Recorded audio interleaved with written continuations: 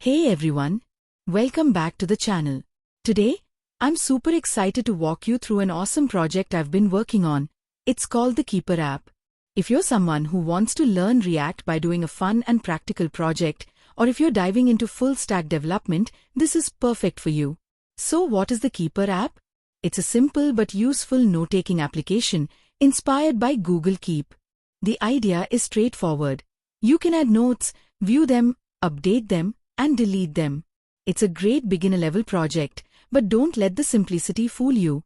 It covers all the essential full-stack concepts using the MERN stack: MongoDB, Express.js, React.js, and Node.js. On the front end, we've built the UI using React functional components and hooks like useState and useEffect. The design is clean, user-friendly, and responsive.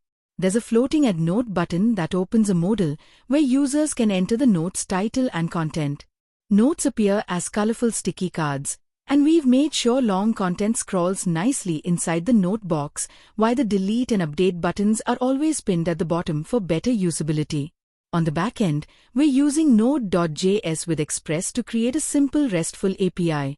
All notes are stored in a MongoDB database, and we handle full CRUD operations through API endpoints, so we can create, read, update, and delete notes.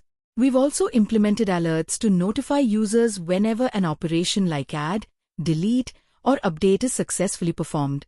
What makes this project even more exciting is that it's deployment ready.